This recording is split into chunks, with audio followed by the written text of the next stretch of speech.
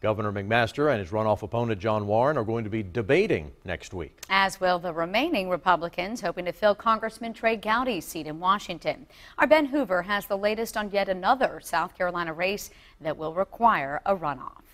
I believe there are more strong conservatives in this 4th Congressional District. And I think that's the kind of representative they want in Washington, a fighter. Lee Bright will have to fight even more in the Republican race to replace Trey Gowdy on Capitol Hill. In a wide field of candidates, Bright gained 25% of votes.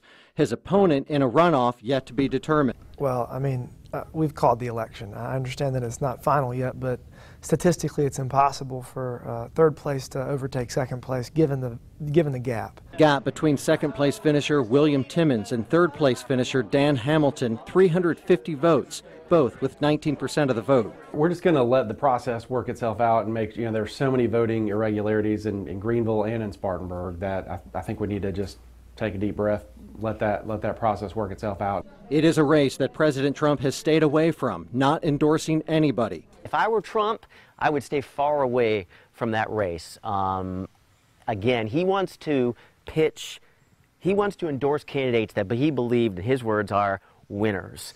Whether Lee Bright is a winner, he doesn't really stand in step with a lot of the issues that South Carolina Republicans embrace or have put to the forefront.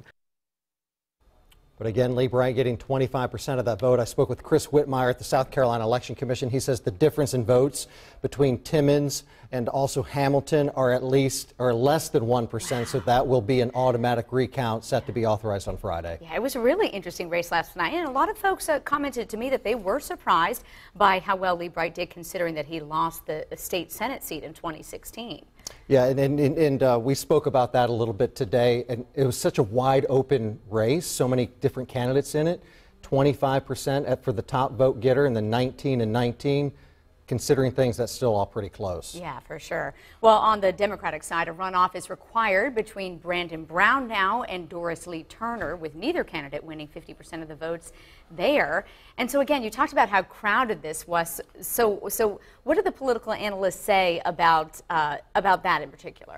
Well, just the fact that both the Republican and the Democratic side in this race just shows how hotly contested this is. This is Trey Gowdy's seat, a big seat in Washington to fill, big shoes to fill. But also he pointed out that it's been a long time since a Democrat has held that seat. This is one of the most conservative congressional districts in the entire country. Yeah, definitely. And people should note that if they did vote Democrat in the primary, they will not be able to change that and vote in the Republican runoff, and vice versa. So it's definitely, but that can be changed in the general election, by the way. So just to make the You've been doing your reading. Yeah, well, on to politics, of course. That's right. Thank you, Ben. You bet.